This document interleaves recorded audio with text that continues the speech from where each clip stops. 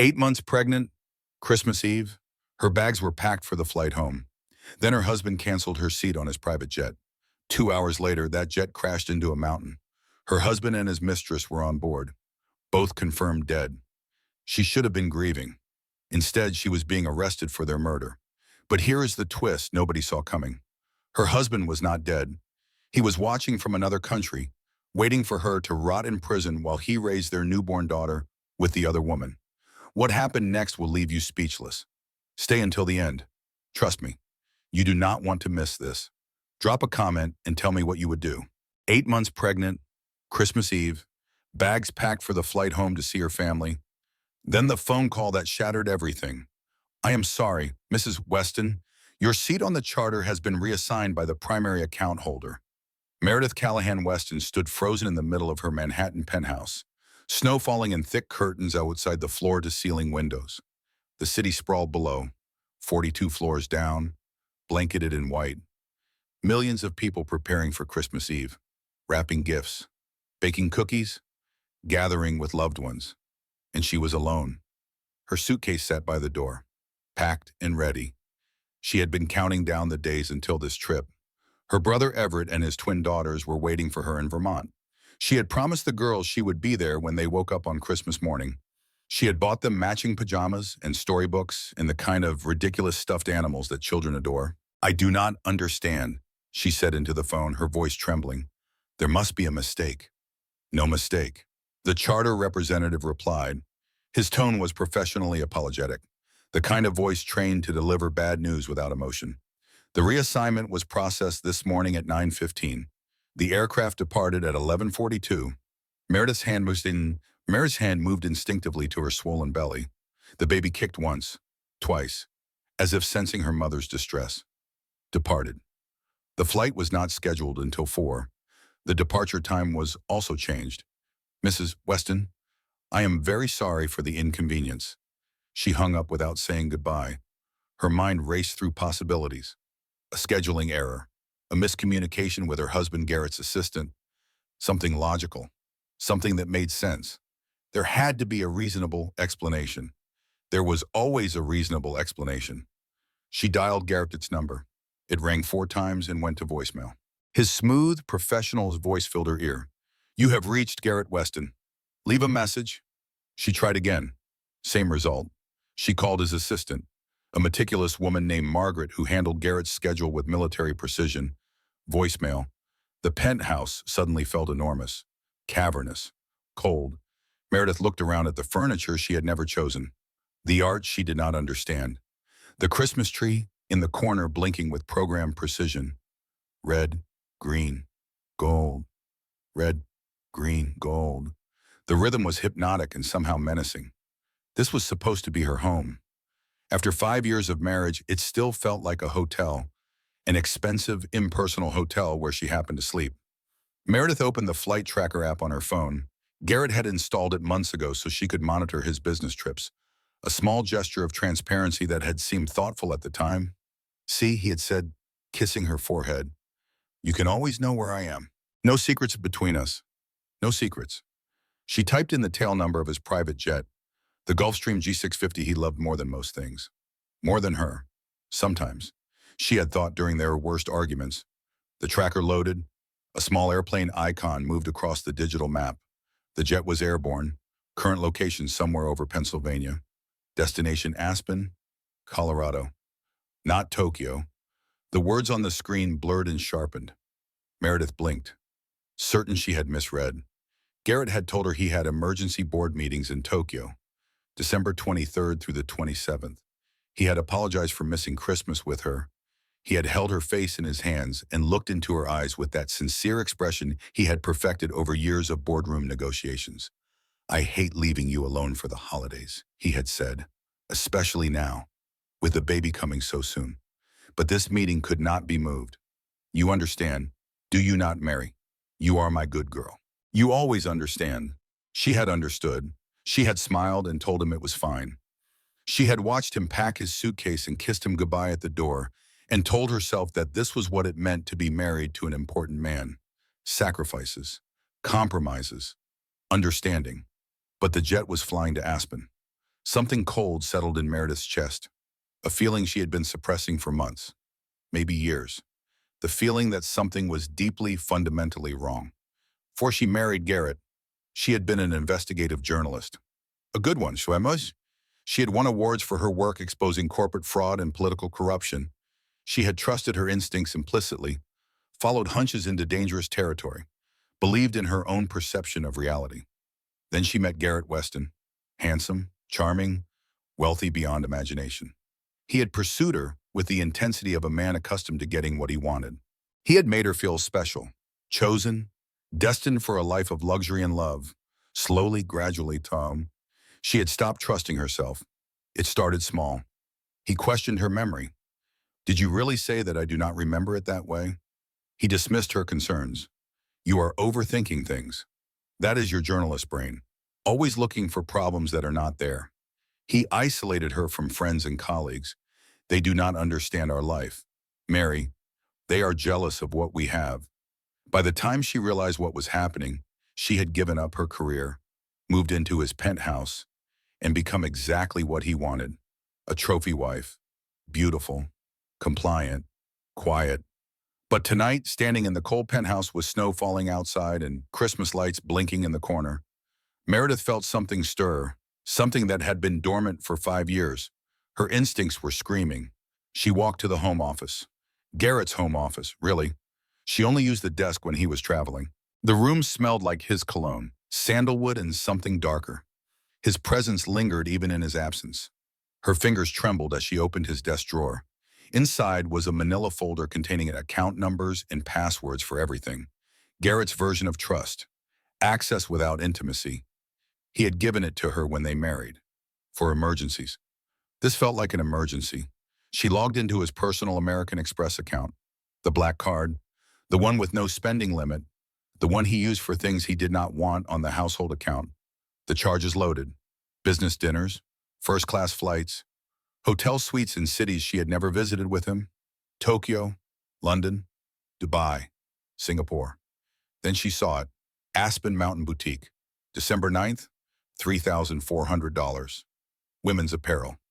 Meredith clicked on the itemized receipt. Her stomach dropped. Size 2. She stared at the number. Size 2. A number that had never applied to her body. She was a size 10, had been a size 10 even before pregnancy.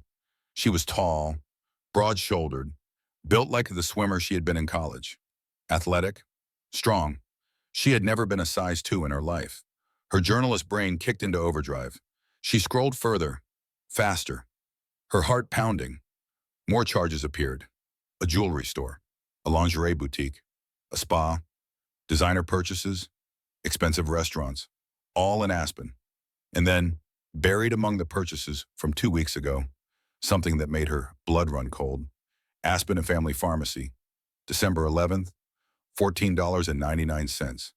The item description was clinical, impersonal, final, home pregnancy test. Meredith stared at the words until they blurred with tears. She was 8 months pregnant. She had not needed a pregnancy test in over 7 months. Garrett had been with her when she took her test. He had held her hand while they waited for the result. He had cried when the second line appeared. Why would he buy another pregnancy test? The answer was obvious. Devastating. Undeniable. The pregnancy test was not for her. Her phone buzzed. A text from her best friend Joanna. Still on for Vermont tomorrow. Cannot wait to see you and that beautiful belly. Meredith's fingers shook as she typed her reply. Something is wrong. I need you here. Now. Down. Joanna Brennan arrived within the hour. She was a divorce attorney by trade. Sharp-tongued and fiercely protective. They had been college roommates, bridesmaids at each other's weddings. The kind of friends who could go months without talking and pick up exactly where they left off. Joanna had never liked Garrett. She had kept her opinions quiet out of respect for Meredith's choices. But her skepticism was always visible in the tightening of her jaw. The careful way she watched him at parties. The questions she asked that were slightly too probing. Tonight, she did not keep quiet. He canceled your flight on Christmas Eve, Joanna said, scrolling through the credit card statements Meredith had printed out. While you are 8 months pregnant, while you are supposed to be flying home to see your family, And he took his private jet to a ski chalet with champagne and flowers for someone else. Meredith nodded, tears streaming down her face. The words would not come. The reality was too enormous, too painful, too complete. Joanna set down the papers. Her expression shifted from anger to something harder, more determined. "We are documenting everything," she said firmly. "Screenshots, backups, timestamps, everything." "What is the point?" Meredith whispered. "Even if I prove it, what changes? The prenup protects him. He has lawyers I cannot afford to fight. He has you," Joanna interrupted. "He has you, a woman who spent years exposing liars and criminals, a woman who won journalism awards for her investigative work. He made you forget who you are, Mary. But I remember. Your journalist brain is waking up. Good. You are going to need it." They worked together for the next 2 hours, screenshotting charges, creating backup files, building a timeline of Garrett's deception. The evidence painted a devastating picture. 18 months of gifts and trips and hotel rooms, all for someone else. "Who is she?" Meredith finally asked. The question she had been avoiding. Joanna pulled up Garrett's corporate directory, cross-referenced the dates, eliminated possibilities. Finally, she turned her laptop toward Meredith. "Sloan Fairchild, Vice President of Operations at Weston Technologies, started at the company 3 months before your wedding." Meredith recognized the face, sharp cheekbones, sharper eyes, a smile that did not quite reach. She had met this woman at the engagement party, at the wedding, at company events where Meredith stood beside Garrett and smiled until her face ached. "I know her," Meredith breathed. "She gave a toast at our engagement party." "What did she say?" Meredith's voice cracked as she remembered. The champagne, the laughter, the way Garrett had looked away when Sloan raised her glass. To Garrett, she had said, "Who always gets exactly what he wants." Everyone had laughed. Meredith had laughed, but Sloan had not been laughing. Her eyes had been fixed on Garrett with an intensity that Meredith had dismissed as professional admiration. She was wrong. It was something else entirely. For Meredith could process the implications. Her phone buzzed with a news alert. She almost ignored it, almost dismissed it as another headline in an endless stream of headlines. But something made her look. Breaking private jet crashes in Rocky Mountains. Tech CEO Garrett Weston among passengers. The world stopped spinning. Meredith read the words 3 times. They would not make sense. They could not make sense. "Joe," she whispered. "Joe, look at this." Joanna grabbed the phone. "Read the headline." Her face went pale. "Oh my God," she breathed. She turned on the television, hands shaking. Every channel carried the story. Footage of search helicopters circling snowy peaks. Grave-faced anchors speaking in somber tones. The kind of coverage reserved for tragedies involving famous, wealthy people. The Gulfstream G650 went down approximately 40 miles from Aspen during a sudden storm. One anchor reported, "Search and rescue teams are en route, but conditions remain severe. Visibility is near zero." Meredith watched in a daze. The mountains where the plane had crashed were beautiful, pristine, deadly. Snow-covered peaks that looked like something from a postcard. 2 passengers have been confirmed on the flight manifest. The anchor continued, CEO Garrett Weston of Weston Technologies, and company executive Sloan Fairchild. Miss Fairchild served as Vice President of Operations. The screen showed their photographs side by side. Garrett in a professional headshot, confident, handsome, the face she had woken up next to for 5 years. Sloan in her LinkedIn photo, the woman who had raised a glass to Garrett getting exactly what he wanted. They were together, Meredith said. When the plane crashed, they were together. The words hung in the air. The Christmas tree kept blinking. Red, green, gold, red, green, golden. Everything Meredith had believed about her life, her marriage, her future, all of it was a crashing down around her, just like that plane in the mountains. The next 24 hours unfolded in a blur of chaos and confusion. Every news channel ran continuous coverage of the crash, footage of search helicopters circling snowy peaks, grave-faced anchors speaking in somber tones, experts speculating about weather conditions and mechanical failures and the fragility of human life. Meredith watched in a daze. The man who had betrayed her was possibly dead. The woman he had betrayed her with was possibly dead. She should feel something. Grief, relief, rage. something. Instead, she felt hollow. Scooped out, empty. Two bodies recovered from crash site. The news announced at midnight. Garrett Weston and Sloane Fairchild confirmed deceased. Joanna muted the television. Mary, look at me. How are you feeling right now? I do not know, Meredith admitted. Her hands rested on her belly, feeling the baby move. I should feel something. Should I not? Relief something. There is no should, Joanna said gently. Whatever you are feeling is valid. Your body is protecting you from too much at once. The phone call started before dawn. Garrett's mother, Victoria, was first. Her voice was cold, accusatory, demanding. What do you know? Victoria said. When did you know it? Why were you not on that plane with my son? I was supposed to be on it, Meredith replied carefully. My seat was reassigned. The silence on the other end was heavy. Victoria Weston was many things cold, calculating, fiercely protective of her family name, but stupid was not one of them. She could do the math. 2 passengers, Garrett and Sloane. No room for the pregnant wife. We will discuss this later, Victoria said, and hung up. More calls followed throughout the morning. Board members asking about company business, their voices carefully neutral but their questions pointed. Lawyers wanting to schedule meetings, insurance adjusters requesting documentation, journalists seeking comments. Meredith answered none of them. She let Joanna handle the chaos while she sat in the nursery, the pale yellow room she had decorated alone because Garrett was always too busy, and tried to process the enormity of what had happened. Her husband was dead. Her husband had been cheating on her. Her husband had died with his mistress on a plane that Meredith was supposed to be on. The irony was not lost on her. If Garrett had not canceled her seat, she would have been on that flight too. She would be dead. Her baby would be dead. He saved my life by betraying me, she whispered to the empty room. How am I supposed to feel about that? By noon, the news confirmed additional details. The wreckage has been located, an anchor reported. 2 bodies have been recovered and positively identified through dental records. Garrett James Weston, age 41, Sloane Marie Fairchild, age 29. No survivors. Meredith watched the footage of the crash site. Twisted metal scattered across a mountainside. Snow stained with debris. The beautiful, expensive jet that Garrett had loved more than most things. Reduced to wreckage. At 2 in the morning, unable to sleep, Meredith wandered through the penthouse. She looked at everything differently now.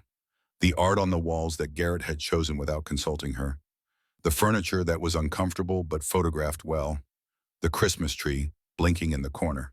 A prop for a life that had never been real. She stopped in front of their wedding photo, the 2 of them on the steps of a cathedral, smiling for the camera. She had been so happy that day, so certain she was beginning a wonderful new chapter. Who were you? She whispered to Garrett's frozen smile. Did I ever know you at all? The answer, she was beginning to realize, was no. She had known the performance, the charming, attentive man who made her feel special. She had never known the person behind the mask. At 3 in the morning, her phone buzzed with a text from an unknown number. She almost ignored it, almost dismissed it as spam or a wrong number. But something made her look. He is not dead. Check the passenger manifest. Look for the name Jeffrey Warren. Do not trust anyone. Meredith sat up in bed, her heart pounding. She read the message again. Then again, he is not dead. Her first instinct was to dismiss it. A cruel prank. Some troll who had seen the news coverage and wanted to torment the grieving widow. The internet was full of such people, feeding on tragedy like vultures. But the specific details nagged at her. Jeffrey Warren. Who was Jeffrey Warren? And why would someone go to the trouble of sending this message? The journalist in her, the part she had suppressed for 5 years, stirred awake. She called her brother Everett. He was a cybersecurity expert, the only person she trusted absolutely with something like this. He answered on the second ring, voice groggy with sleep. Mary, what is wrong? Is it the baby? I need you to trace something for me. She said, a passenger, Jeffrey Warren. See if he flew commercial anywhere yesterday. And I need you to look at his identification photo. Right now it is 3 in the morning. Garrett might not be dead. Meredith said, someone just sent me a message. I know it sounds crazy, but I need to check. Please, I would not ask if it was not important. Give me an hour. She waited, paced the penthouse, looked out at the city, sleeping below. 42 floors of distance between her and the world. 42 floors of isolation. Everett called back in 45 minutes. His voice was different now. Tight, controlled. The voice he used when delivering bad news. Mary, you need to sit down. What did you find? Jeffrey Warren flew commercial to Buenos Aires yesterday. Departed from a private airstrip in New Jersey at 10:15 in the morning, about 90 minutes before Garrett's jet took off for Aspen. That could be anyone, right? Meredith said, even as her heart began to race. No. Everett said, it could not, because I ran facial recognition on the passport photo.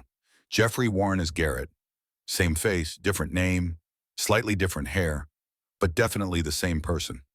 Meredith's legs gave out. She sank onto the edge of the bed. You are saying I am saying your husband faked his death. Mary, he is alive, and he is in Argentina. The room spun. The Christmas lights blurred. Everything Meredith thought she knew about the past 24 hours, the grief, the confusion, the hollow emptiness, all of it reconfigured into something new, something terrifying. But who died in the crash, she asked. If Garrett was not on the plane, who was I do not know. Everett admitted, but someone was. 2 bodies were recovered. Someone died in that plane, Mary, and your husband wanted the world to think it was him. Meredith ended the call and sat in the darkness, her mind racing. Garrett was alive. He had staged a plane crash. He had killed 2 people or arranged for them to be killed to cover his escape. And she was about to find out that this was only the beginning of the nightmare. The next 72 hours were the worst of Meredith's life. She and Joanna compiled everything they had found: the Jeffrey Warren passport, the Buenos Aires flight records, the credit card trail showing months of secret purchases. They created a detailed timeline of Garrett's deception, cross-referencing dates and locations and transactions. The picture that emerged was damning. Garrett had been planning this for at least a year. The offshore accounts, the fake identity, the relationship with Sloan that went far beyond a simple affair. We need to go to the FBI, Joanna said. This is way beyond what we can handle alone. And tell them what Meredith replied, that my dead husband is actually alive, that he faked a plane crash that killed 2 people. They will think I am insane. We have evidence. We have circumstantial evidence. Facial recognition from my brother. Credit card statements that Garrett's lawyers will claim I doctored. None of it proves anything beyond reasonable doubt. Then what do? We find more proof.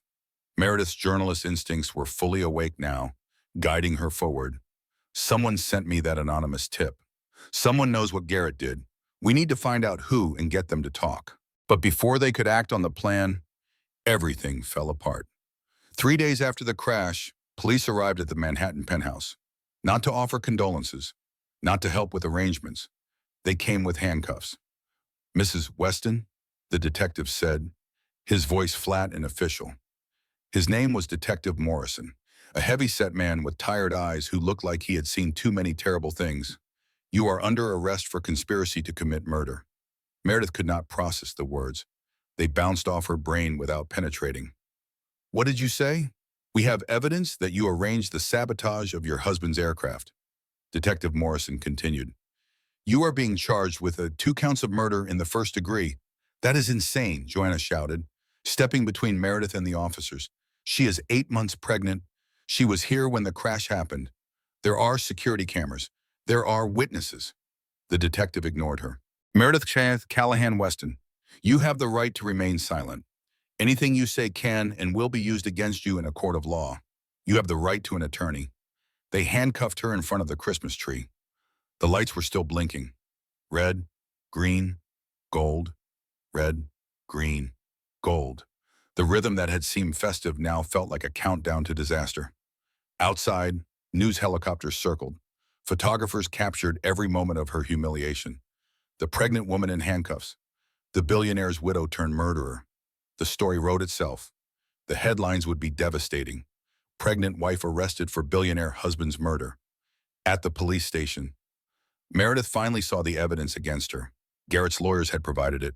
Fingerprints on a burner phone allegedly used to coordinate the sabotage. Text messages discussing payment to a supposed hitman. Bank transfers from an account in her name that she had never opened. Voice recordings doctored.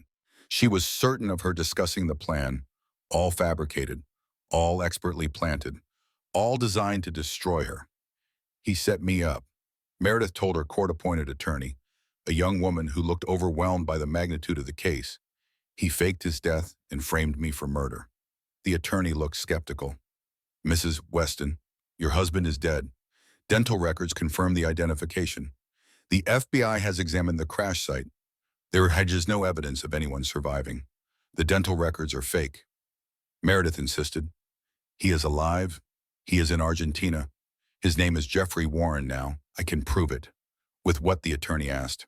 Do you have documentation, witnesses? Anything that would be admissible in court. Meredith had nothing. Everett's facial recognition analysis would be dismissed as speculation.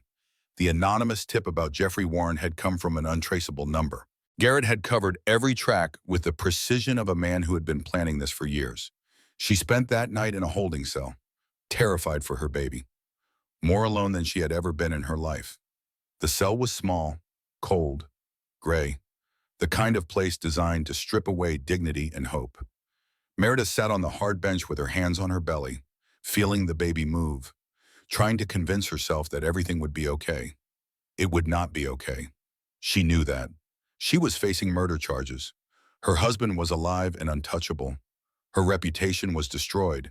Her future was collapsing around her, and she was 8 months pregnant. The next morning brought a small mercy. Joanna had worked through the night, pulling strings, calling in favors, doing whatever divorce attorneys do when their best friends are wrongfully accused of murder. I got you bail, Joanna said through the visitation glass. $2 million. I put up my apartment as collateral. Joe, no. Meredith shook her head, tears streaming down her face. You cannot risk that for me. If I run, if something goes wrong, you are not going to run, Joanna said firmly. And nothing is going to go wrong, because we are going to fight this, and we are going to win. Do you hear me? How are we going to win? He has everything. Money, lawyers, evidence. And you have me, Joanna interrupted. You have Everett, you have the truth, and you have something Garrett does not have. What is that? You have nothing left to lose. The words hit Meredith like a slap. Nothing left to lose. It should have been devastating. Instead, it was liberating. She had spent 5 years being careful, being compliant, being the good wife who never questioned, never challenged, never fought back. And where had it gotten her? Handcuffed and humiliated, abandoned and accused, destroyed by the man she had trusted with her life. She was done being careful. What do we do? She asked. Joanna smiled. It was not a pleasant smile. It was the smile of a divorce attorney about to go to war. We find out who Garrett really is. Joanna said, every secret, every lie, every skeleton in every closet. And then we burn him to the ground. Before Meredith could respond, a guard appeared to escort her to processing. One more thing, Joanna called after her. The FBI is interested. They have been investigating Garrett for years. Financial crimes, fraud, money laundering. When they heard about your arrest, something did not add up for them either. What do you mean? I mean, you might not be as alone as you think. The words stayed with Meredith through the processing, through the paperwork, through the long drive back to the city in Joanna's car. She was not alone. She had allies. She had the truth. And she had something else too, something she had almost forgotten existed. She had herself, the journalist who had exposed liars and criminals, the investigator who had trusted her instincts, the woman Garrett had tried so hard to erase. She was still there, buried under years of manipulation and self-doubt, but still there. And she was about to rise. The FBI reached out the following week. Agent Patricia Holloway was not what Meredith expected. She was a woman in her late 50s, with silver hair and sharp eyes that seemed to see everything. She wore a simple black suit and carried herself with the quiet confidence of someone who had spent decades pursuing dangerous people.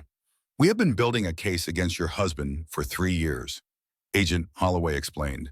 They were meeting in a secure conference room at a federal building downtown. Joanna sat beside Meredith, taking notes. Financial crimes, securities fraud, money laundering through shell companies in 6 different countries. When we heard about the crash, something did not sit right, because he faked it. Meredith said, we suspected as much from the beginning, but proving it required patience and evidence. Agent Holloway slid a folder across the table. Now we have both. Meredith opened the folder. Inside were photographs, documents, flight records, a paper trail that confirmed everything she had suspected. Our sources in Argentina identified Jeffrey Warren last week. Agent Holloway continued, "Your husband is alive. Mrs. Weston, he is living in a villa outside Buenos Aires, enjoying the millions he embezzled from his investors. And he made a critical mistake. What mistake? He used the same network to move money that he used to set you up. The fake bank account, the doctored evidence, the planted fingerprints, all of it traces back to his operations. We followed the money, and it led us straight to him." Relief flooded through Meredith. Finally, someone believed her. Finally, someone was going to help. "But what about the murder charges?" she asked. "What about the frame job? We are working on that," Agent Holloway said. "The evidence against you is fabricated, and we can prove it. But dismantling a case takes time. Your husband had excellent lawyers who created excellent forgeries. We need to be methodical. How long? Weeks, maybe months. But I promise you, Mrs. Weston, we are going to get him. And when we do, you will be completely exonerated." Joanna leaned forward. "What about Sloane Fairchild? Is she alive too?" Agent Holloway nodded. "She was Garrett's partner in everything. The fraud, the fake death, the frame job. She is currently in a luxury apartment in Montevideo, living under an assumed name. And the people who actually died in the crash, we are still working to identify them." Agent Holloway's expression darkened. "What we know is that they were targeted specifically homeless individuals, people without family connections, people who would not be missed. It was methodical, calculated. Your husband is not just a fraudster, Mrs. Weston, he is a murderer." The arrest happened on a rainy Tuesday morning, 3 weeks after Meredith's own arrest. FBI agents swarmed the villa in Buenos Aires where Garrett had been hiding. They found him in the middle of breakfast, wearing silk pajamas and reading the Financial Times, completely confident that he had gotten away with everything.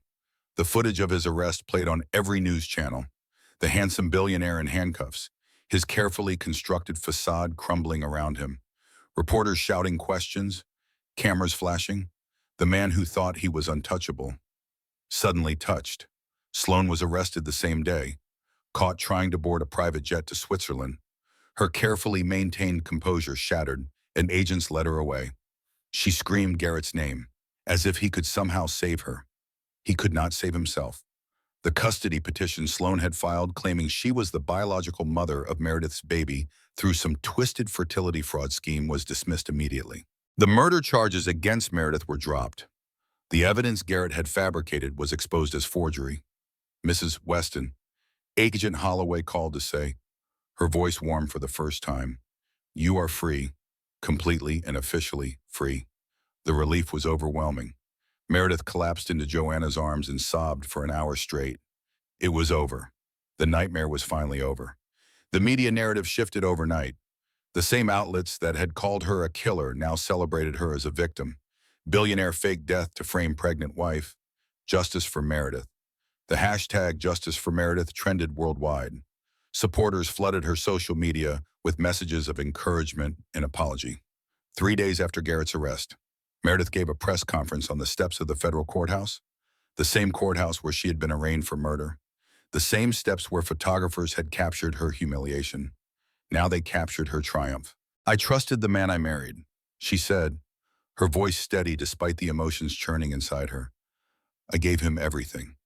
My career, my identity, my future. And he tried to destroy me. He tried to take my daughter before she was even born. He murdered innocent people to cover his escape." She paused, looking directly into the cameras. But the truth came out. It always does.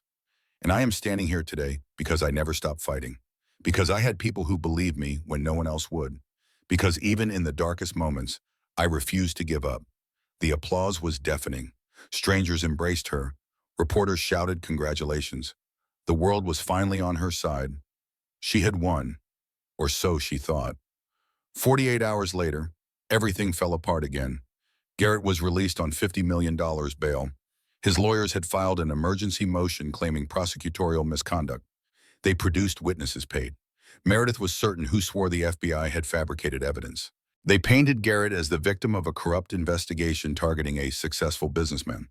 They argued that the identification was mistaken, that Jeffrey Warren was a different person entirely, that their client had been in shock and hiding after the trauma of the crash. The judge, perhaps swayed by Garrett's wealth and connections, granted the motion. And then the counterattack began. Garrett's legal team filed a defamation lawsuit against Meredith for her press conference statements. They demanded $100 million in damages for her false accusations. Worse, they filed a new custody petition, this time with psychological evaluations from doctors Meredith had never met, claiming she was unstable, paranoid, delusional, a danger to her unborn child. Mrs. Weston has demonstrated a pattern of erratic behavior. The court filing stated, her wild accusations against her husband, subsequently proven unfounded by his release, suggest a detachment from reality inconsistent with responsible parenting. The victory had been an illusion, a setup for an even bigger fall. Garrett was not just fighting back, he was trying to destroy her completely. And this time, he had every advantage. The attacks came in rapid succession, each one designed to strip away another layer of Meredith's defenses, each one precisely calibrated to cause maximum damage with minimum effort. Garrett had always been strategic. Now that strategy was turned entirely against her. The first catastrophe landed on a Monday morning. Meredith woke early. Still staying at Joanna's apartment since returning to the penthouse was impossible, she went to the coffee shop on the corner, a small ritual of normalcy in a life that had become anything but normal. Her card was declined. She tried again. Declined. She checked her phone, logged into her banking app with trembling fingers. Every account was frozen. Every dollar she had was gone. Garrett's lawyers had filed an emergency motion overnight, claiming she had stolen company funds during their marriage. A judge had signed off at 11 the previous evening, without even hearing her side, without even notifying her attorneys. She had $47 in cash in her wallet, $47 to her name. The woman who had lived in a penthouse worth $30 million was now unable to buy groceries. The second catastrophe came 2 days later. Everett called, his voice shaking with barely contained rage. He was the calm one in the family, the steady presence who never lost his composure. Hearing him like this was terrifying. I got fired, he said. My company had Weston Technologies as a major client. Garrett's lawyers called my employer and threatened to pull the contract unless I was terminated. Oh, Ev. Meredith felt the guilt crushing her chest. This is because you helped me. I would help you again, Everett said firmly, 1,000 times over. You are my sister. But Mary, I have the twins to think about. Their health insurance was through my job. Their school tuition was covered by my salary. I do not know what I am going to do. The implications were devastating. Everett's daughters, Meredith's nieces, the little girls she had bought Christmas presents for just weeks ago were now at risk because of her. Garrett was not just attacking Meredith. He was attacking everyone she loved. The third catastrophe was the cruelest of all. Thursday morning, Meredith was in Joanna's kitchen, forcing herself to eat toast she did not want. When Joanna burst through the door with her phone already playing a news segment, "You need to see this," Joanna said. Her face was pale. Her hands were shaking. The television showed a headline that made Meredith's blood run cold. Both sides cheated. The Weston marriage was built on lies. Garrett's team had released evidence of Meredith's alleged affair. Text messages with a personal trainer she had hired 2 years ago. Photographs showing her in what appeared to be intimate positions with another man, all fabricated. The text came from a phone she had never owned, using a number that had never been assigned to her. The photographs were expertly doctored, her face digitally inserted onto someone else's body, but the damage was done within hours. The hashtag Meredith is a liar was trending. The public sympathy she had worked so hard to earn was evaporating by the minute. Comment sections filled with accusations and insults. Former supporters turned into critics. The narrative shifted from victim to villain. He is going to keep doing this, Meredith said numbly, staring at the television. He is going to keep inventing lies until no one believes anything I say. Until I am so discredited that nothing I claim matters.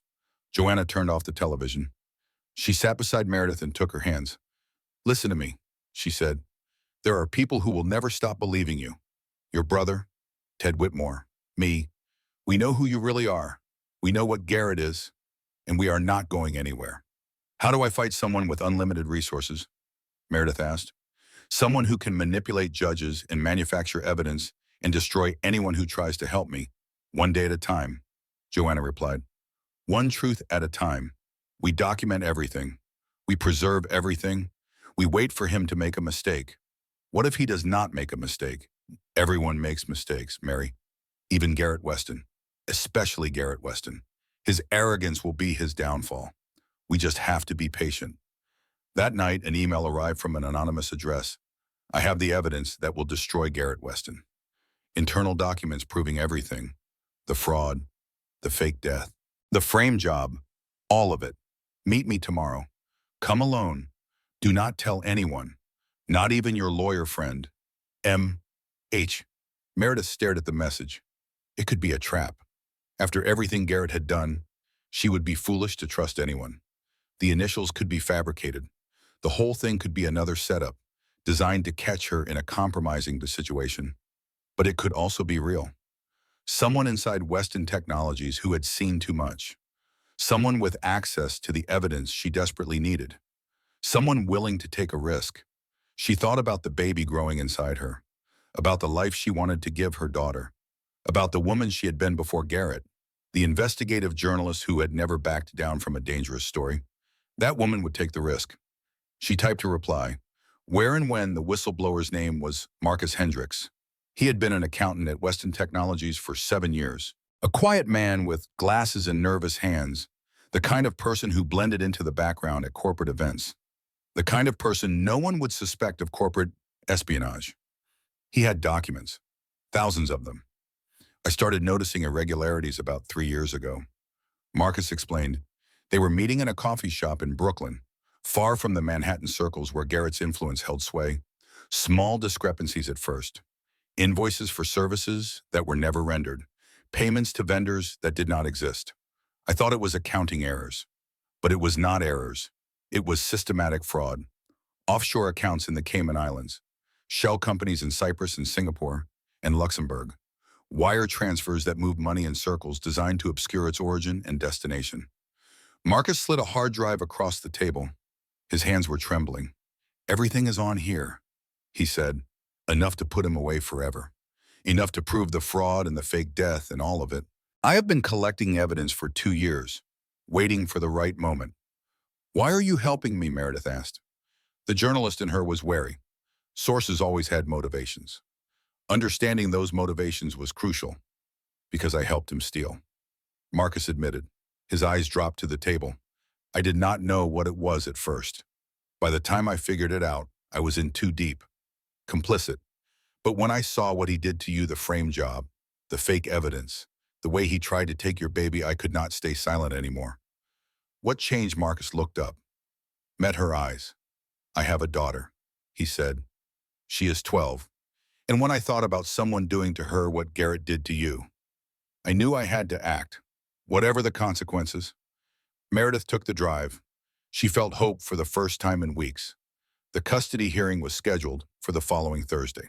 Meredith's new attorney, the brilliant Ted Whitmore who had handled her father's estate years ago, prepared her testimony meticulously. They had Marcus's evidence. They had proof of Garrett's crime. They had the truth on their side. It was not enough. Garrett's lawyers objected to every piece of evidence. They claimed the documents were stolen, which technically they were. They challenged the chain of custody. They produced experts who questioned the authenticity of the files. And then they presented their own evidence. Psychological evaluations from doctors Meredith had never met, claiming she showed signs of delusional thinking and paranoid ideation. Testimony from witnesses who claimed she had seemed unstable at company events. A carefully constructed narrative of a troubled woman who had fabricated a vast conspiracy to explain her failing marriage. Your Honor, Garrett's lead attorney argued, his voice dripping with false sympathy. Mrs. Weston has demonstrated emotional instability, inconsistent with proper infant care. We respectfully request that temporary custody be granted to the child's grandmother, Victoria Weston, pending a complete psychological evaluation. Ted objected. Meredith testified on her own behalf. She was articulate and calm and presented the facts clearly. The way she had been trained to do as a journalist, presenting complex investigations, none of it mattered. Judge Patricia Winters ruled against her. Temporary custody is hereby granted to Victoria Weston. The infant is to be surrendered within 24 hours of birth. No. Meredith rose from her seat, her voice cracking. You cannot do this. You cannot take my daughter. She is mine. I am her mother. Mrs. Weston, the judge said coldly, you will have the opportunity to demonstrate fitness at a future hearing. Until then, my ruling stands. Bailiff, please restore order. Meredith felt hands on her arms, guiding her back to her seat. She heard Joanna's voice, distant and muffled, promising to file an appeal. She saw Garrett across the courtroom, smiling that confident smile, savoring his victory. He had won. Again. Always. The stress triggered early labor that night. Meredith was rushed to the hospital in an ambulance, Joanna holding her hand the entire way. Dr. Catherine Pierce managed the delivery, a calm, competent woman who radiated reassurance despite the chaos surrounding them. The labor was long, painful, terrifying. Meredith pushed through contractions that felt like they would tear her apart, knowing that when it was over, she would lose her daughter. At 3:47 in the morning, Eleanor Rose Callahan was born. 6 pounds, 4 ounces, 10 fingers, 10 toes. A shock of dark hair and the most beautiful face Meredith had ever seen. She is perfect, Dr. Pierce said, placing the baby on Meredith's chest. Absolutely perfect. Meredith held her daughter for the first time and felt something crack open in her heart. All the pain, all the fear, all the injustice, it faded against the weight of this small body in her arms. This tiny person, so new and vulnerable, was counting on her. She had 24 hours. 24 hours to hold her baby before Victoria's lawyers arrived to take her away. She did not waste a minute. She memorized Eleanor's face, the curve of her cheeks, the shape of her ears, the way her tiny hand gripped Meredith's finger with surprising strength. She talked to her daughter, whispered promises and apologies, and fierce declarations of love. I will get you back, Meredith said as the sun rose. I do not care what it takes. I do not care who I have to fight. I will get you back. I promise you. Eleanor, I promise. The lawyers arrived at 9 the next morning. 2 women in expensive suits with documents and court orders and carefully blank expressions. Mrs. Weston, one of them said, we are here on behalf of Victoria Weston. The court order grants us authority to take temporary custody of the infant. Meredith clutched Eleanor tighter. Her body screamed in protest. Her heart shattered into pieces. Please, she begged. Just a little more time. She is not even a day old. The court order is clear, the woman replied. We can do this the easy way, or we can involve security. Your choice. Joanna stepped between them, buying precious minutes with demands for verification and documentation. 20 minutes. That was all she could get.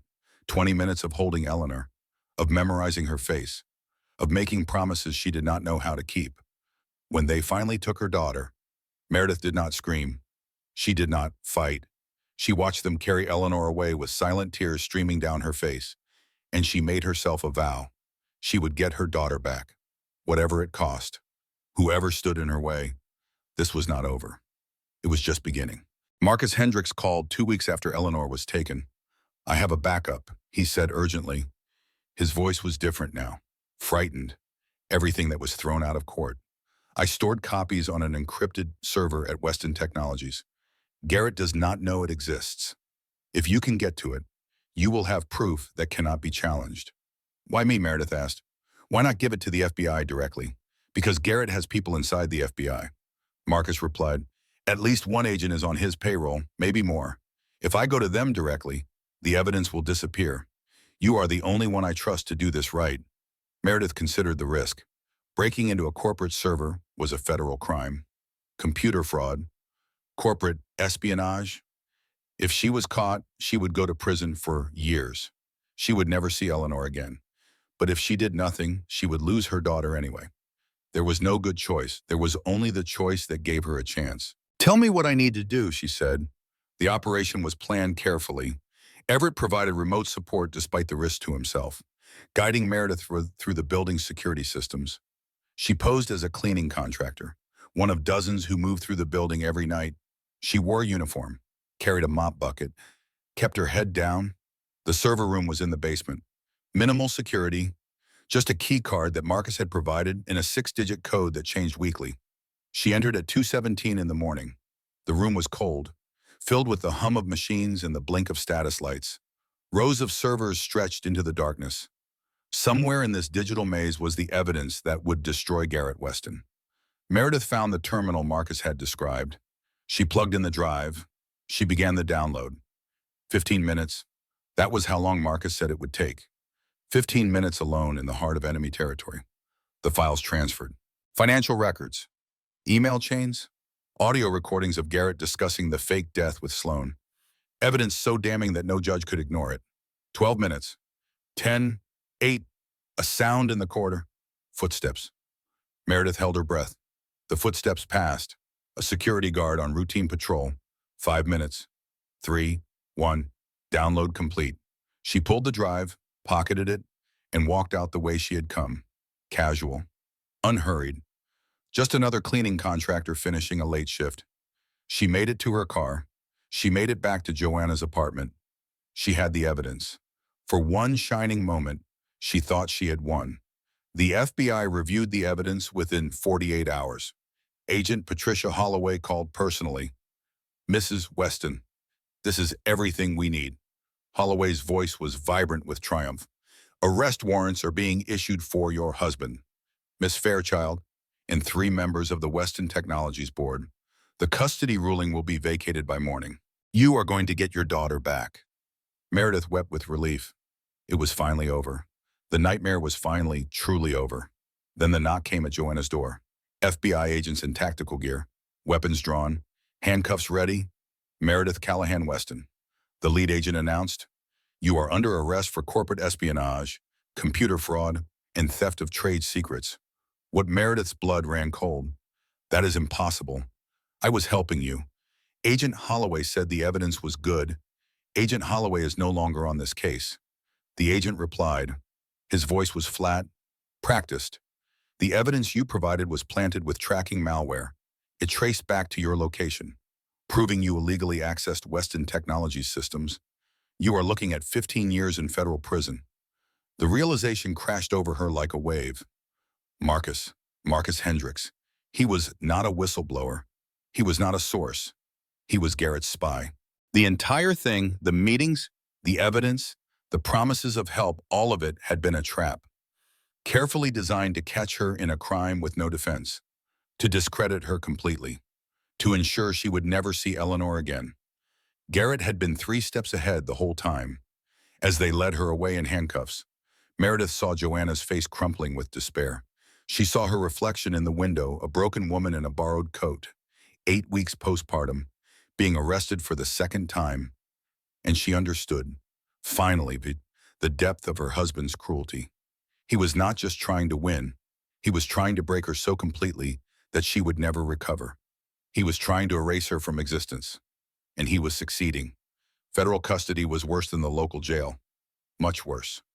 Meredith was held in a facility 2 hours from Manhattan, a gray concrete building surrounded by razor wire and filled with women accused of serious crimes, drug trafficking, fraud, violence. The guards treated her with indifference. The other inmates eyed her with suspicion. The billionaire's wife, the accused murderer, the woman who had been all over the news. She kept her head down. She followed the rules. She survived. She was allowed 1 phone call per week. She used them to speak with Joanna, who reported each development with forced optimism that fooled neither of them. "Eleanor is healthy," Joanna would say. "Victoria's nanny posts photos on social media. She looks happy. She looks loved. She does not know I exist." Meredith would reply, "She will. Someday, we are going to get through this." But the weeks stretched into months. Ted filed appeal after appeal, each one rejected.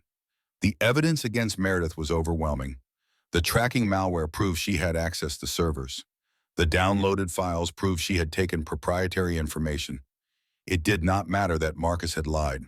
It did not matter that Garrett had orchestrated the entire thing. The law cared about actions, not intentions, and her actions were undeniably criminal. The prosecutor offered a deal: plead guilty to reduced charges, accept 5 years instead of 15.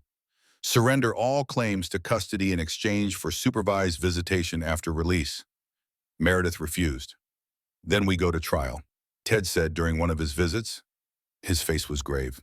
And you need to understand, the odds are not in our favor. Garrett has outmaneuvered us at every turn. He has resources we cannot match. He has connections we cannot fight. So I give up, Meredith asked. I accept that I will never see my daughter again. I am not saying that. Ted's voice softened. I am saying we need a miracle. And miracles are in short supply. At night, in her cell, Meredith allowed herself to feel the despair she kept hidden during the day. She thought about Eleanor, growing up with Victoria and Garrett, being raised to believe her mother was a criminal, being taught to hate the woman who had given birth to her, the years passing, the milestones missed, the bond that would never form. Maybe she would be better off without me. Meredith whispered to the darkness. Maybe I should just give up. Stop fighting. Accept what has happened. It was the lowest moment of her life, lower than the arrest, lower than losing custody, lower than any of the betrayals. She was ready to surrender. Then Agent Patricia Holloway appeared at the prison for an unexpected visit. Mrs. Weston, Holloway said, her voice low and urgent. They were alone in a visitation room. No cameras, no guards, just the two of them. I know what Garrett did. I know Marcus was working for him. I have been removed from the official case, but I never stopped investigating. Why, Meredith asked. Why do you care? You do not even know me. Because I have a daughter too, Holloway replied. Her eyes were fierce. And because I know what it is like to fight a system designed to crush you. I know what it is like to be underestimated and dismissed and told that the powerful always win. They do not always win, no. Holloway leaned forward. They just want you to believe they do. She explained what she had discovered. Marcus Hendricks was indeed a spy, but he was not the only insider at Weston Technologies. For 3 years, Holloway had been cultivating her own source. Someone with access to everything. Someone who had been feeding her information about Garrett's crimes, waiting for the right moment to come forward. Victoria Weston? Garrett's own mother Meredith could not believe it. That is impossible. She helped him take Eleanor. She testified against me in court. She played a role. Holloway said, the same way you played a role for 5 years of marriage. Victoria knows what her son is. She has known for decades. She protected him because family was everything to her, because the Weston name was everything. What changed Eleanor changed. Holloway replied, Victoria loves that baby, genuinely loves her, and she does not want Eleanor raised by a monster. She does not want her granddaughter to grow up the way Garrett did, entitled, cruel, believing the world exists to serve him. What does she want? She wants to testify. She wants immunity for her past cooperation with Garrett's crimes. And she wants Eleanor to have a real mother. Meredith felt hope stir in her chest for the first time in months.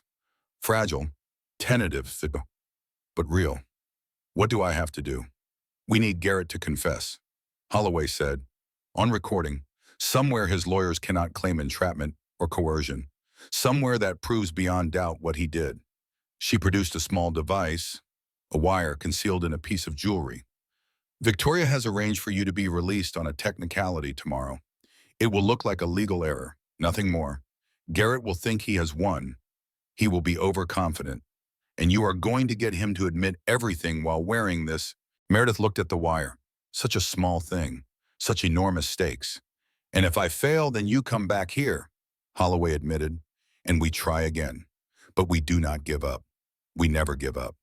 Meredith took the wire, thought about Eleanor, about all the ways life can test you, can break you, can show you what you are truly made of. Tell me the plan, she said.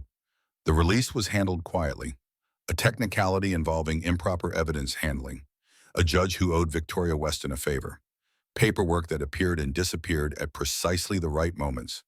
Garrett's lawyers were caught off guard. The media barely noticed.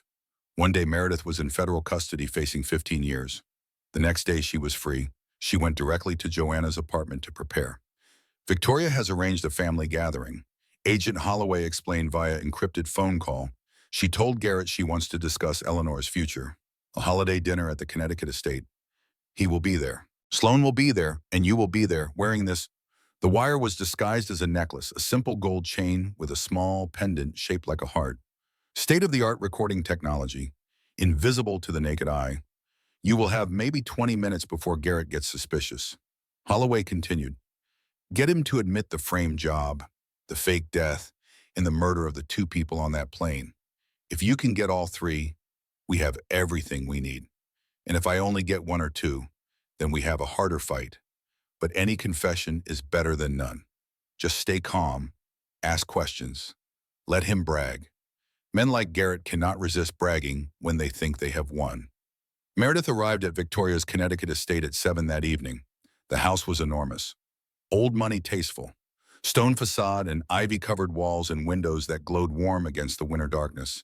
It was the kind of place that whispered of generations of wealth and privilege. Victoria met her at the door.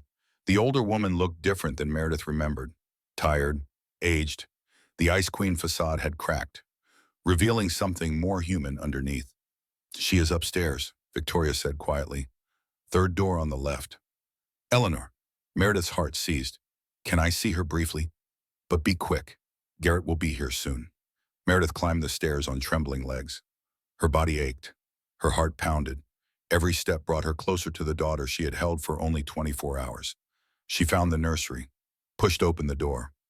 Eleanor was in a crib, awake, staring at the mobile above her with wide, curious eyes. 4 months old now. So much bigger than the newborn Meredith had clutched to her chest in that hospital room. Hi, baby, Meredith whispered, lifting her daughter carefully. It is Mama. I am so sorry I have been gone. I am so sorry I could not protect you. Eleanor looked at her with those beautiful eyes, grabbed her face with both tiny hands, and laughed. A pure, delighted laugh.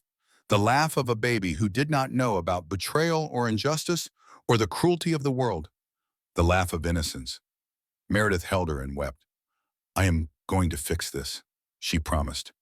I am going to make sure you never lose me again. I am going to be the mother you deserve. Mrs. Weston. Victoria's voice came from the doorway. He is here. Meredith kissed Eleanor's forehead one more time. Memorized the weight of her, the smell of her, the perfection of her. Then she placed her daughter gently back in the crib and went downstairs to face her husband. Garrett was in the formal living room, drink in hand, confidence radiating from every pore. He wore a cashmere sweater and Italian slacks, the casual uniform of the obscenely wealthy. Sloane stood beside him, visibly pregnant now, her expression wary. Well, Garrett said when Meredith appeared, the prodigal wife returns. I did not think you would have the nerve to show your face here. I came for Eleanor, Meredith replied. Her voice was steady. Her hands were not. You came because my mother summoned you. Garrett took a sip of his drink, savoring it. She has gone soft in her old age. Wants everyone to make nice. Pretend we are one big happy family. As if that is possible after everything you have done. What I have done, Meredith felt her anger rising but controlled it, channeled it. You framed me for murder. Garrett, you faked your own death. You stole my daughter. I did what I had to do, Garrett said dismissively. You were becoming a liability. Asking questions, snooping through accounts. That journalist brain of yours was always going to be a problem. Keep him talking, Meredith thought. Get the details. The people on the plane, she said. The ones who died in the crash. Who were they? Garrett shrugged. Nobody important, homeless, drug addicts, people who would not be missed. Sloane found them through some contacts she had. We paid them to take a private flight, told them it was a charity trip, fed them champagne until they passed out. Let the plane do the rest. You murdered them. Meredith said, you murdered 2 innocent people to fake your death. I eliminated a complication. Garrett set down his glass and moved closer. His eyes were cold, reptilian. Do you know how long I have been planning this, Weirs? Meredith, every detail accounted for. The offshore accounts, the fake identity, your frame job. I knew exactly how every piece would fall. But you did not know about the FBI investigation. I knew about that too, Garrett said, his smile widening. Why do you think I ran when I did? They were getting close. They needed to disappear, and I needed someone to blame. You were perfect. The gullible wife who never questioned anything until you started questioning everything. And the pregnancy test, Meredith pressed, the one on your credit card. That was for Sloan. Sloan is carrying my son, Garrett said proudly. A proper heir. The Weston name will continue through him. Not that any of this matters for you. You will never see Eleanor again. The adoption papers are being filed next week. She will be a Weston in every legal sense, and you will be erased from her life completely. He moved closer still, close enough that she could smell his cologne, close enough that she could see the triumph in his eyes. You cannot win this, Meredith. You never could. I have more money, more lawyers, more power than you will ever possess, and no one will believe you over me. Not the courts, not the media, not anyone. You are nothing. You have always been nothing. I made you, and I can unmake you just as easily. Meredith held his gaze. She thought about all the months of suffering, all the injustice, all the moments she had wanted to give up. You are right, she said quietly. No one will believe me. Then she smiled. They will believe you. Garrett's expression flickered. Confusion, then recognition, then fear. What did you... The front door burst open.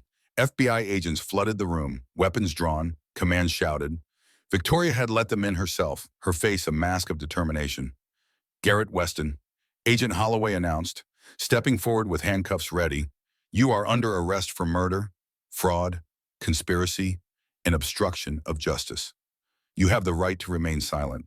I strongly suggest you use it. Garrett spun around, looking for escape. There was none. Agents blocked every exit. His kingdom was crumbling. Mother, he shouted at Victoria. What have you done? What I should have done years ago. Victoria replied. Her voice was steady. Protected my family. My real family. As they dragged him toward the door, Garrett screamed at Meredith. His carefully maintained composure shattered completely. This is not over, he raged. I will destroy you. I will burn everything down before I let you win. Everything. Do you hear me? Everything. Meredith watched him go.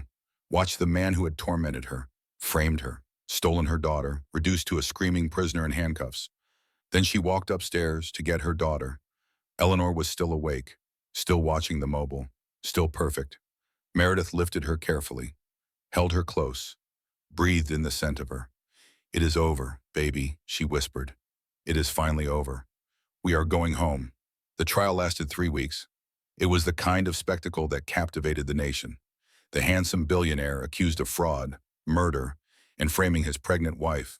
The complicated web of offshore accounts and fake identities. The testimony that revealed a man without conscience or remorse. Garrett's confessions, recorded in perfect clarity through the wire Meredith had worn, were played for the jury. His own words, describing how he had murdered 2 innocent people, how he had planted evidence to frame his wife, how he had planned everything with cold, calculated precision. Victoria testified about years of covering up her son's crimes. She wept on the stand as she described the man Garrett had become, the cruelty she had witnessed, the lies she had helped maintain, the moment she had realized she could no longer protect him. Former employees came forward with additional evidence, emboldened by the arrests, accountants who had noticed discrepancies, assistants who had overheard conversations, a steady stream of witnesses who had been too afraid to speak until now. The verdict came on a Friday afternoon, guilty on all counts. The courtroom erupted. Reporters shouted questions. Cameras flashed. Garrett sat motionless at the defense table, his face a mask of disbelief. He had been so certain of his own invincibility. He had never imagined this ending. Judge Richard Blackwell delivered the sentence 3 weeks later. Garrett Weston, the judge said, his voice grave. You have been convicted of crimes that shock the conscience. Murder, fraud, obstruction of justice, the deliberate destruction of an innocent woman's life. You believed your wealth and power placed you above the law. You were wrong. The judge paused. The courtroom was silent. I hereby sentence you to 30 years in federal prison without possibility of parole. May God have mercy on your soul. Garrett was led away in chains. He did not look at Meredith. He did not look at anyone. The man who had controlled everything was now controlled completely. Sloan Fairchild received 15 years for her role in the conspiracy. She wept as they took her away, calling out for Garrett, who did not respond. The board members who had enabled the fraud received sentences ranging from 5 to 12 years. The entire corrupt network was dismantled, piece by piece. and Meredith got her daughter back. Full custody was restored within 72 hours of Garrett's conviction. The adoption papers were destroyed. Every legal claim he had made was invalidated. Meredith walked out of the family court building with Eleanor in her arms, surrounded by cameras and questions in the beautiful chaos of victory. She gave one final statement. "I want every woman watching this to know something," she said, looking directly into the cameras. "The cage door might already be open. You might just need the courage to see it. Trust your instincts, trust yourself, and ever stop fighting for what is yours." The months that followed were about healing. Meredith moved to Vermont, to a farmhouse 3 miles from her brother Everett's place. She filled it with warm furniture and family photographs and the kind of comfortable chaos that children thrive in. The penthouse was sold. The art and the uncomfortable furniture and the Christmas tree that had blinked red and green and gold, all of it went to auction. The proceeds funded the foundation Meredith established for victims of domestic abuse and financial fraud. Eleanor thrived. She started walking, then running, then climbing everything in sight. She had Meredith's determination and her grandmother's eyes, both grandmothers. As it turned out, the strength of the women who had come before her. Joanna visited every weekend, bringing wine and laughter and the irreplaceable comfort of true friendship. "I never thanked you properly," Meredith told her one evening on the porch. They were watching the sunset paint the Vermont mountains gold and orange. "For putting up your apartment as collateral, for staying when everyone else disappeared, for believing me when no one else would. You would have done the same," Joanna replied. "I know, but you did it first." They clinked glasses. The wine was good. The company was better.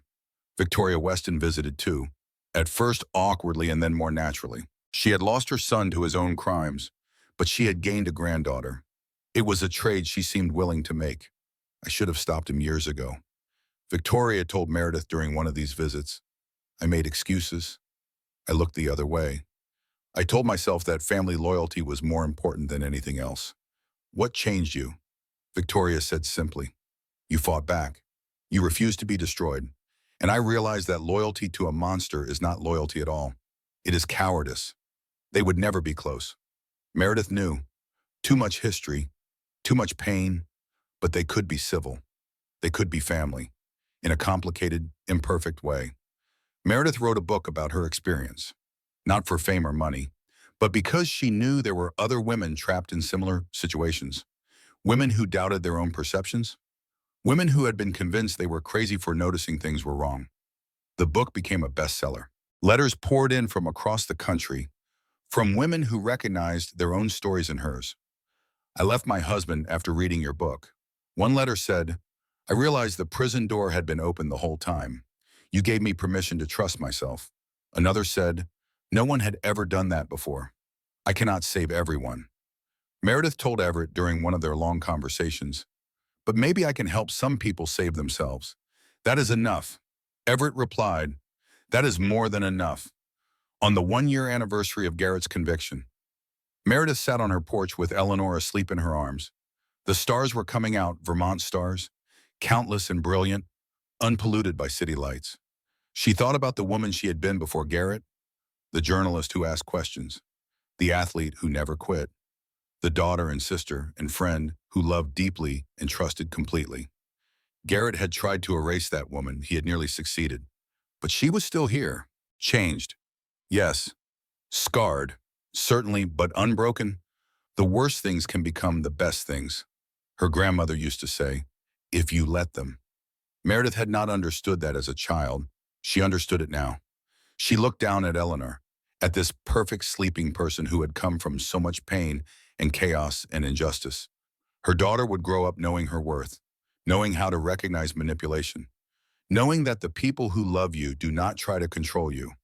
"I am going to teach you everything," Meredith whispered. "How to trust your instincts, how to fight for what is yours, how to recognize cages and escape them, how to be brave." Eleanor stirred, grabbed Meredith's finger, held tight. "And when life knocks you down," Meredith continued, "you are going to get back up, again and again and again, until you win." She kissed her daughter's forehead and looked out at the mountains. The story was not over. Life never ends that cleanly. There would be more challenges, more obstacles, More moments of doubt and fear. But Meredith was ready. She had walked through fire and emerged stronger. She had lost everything and built something better. She had learned that the worst betrayals can lead to the greatest freedoms. The cage door had been open the whole time. She had just needed the courage to see it. Now she was teaching her daughter to see it too. That is Meredith's story, a woman who lost everything and fought her way back. If this story touched your heart, let me know in the comments. Have you ever discovered someone was not who you thought they were? I would love to hear your experiences. Do not forget to subscribe and turn on notifications so you never miss another story. And remember, you deserve a love that tells the truth. Until next time.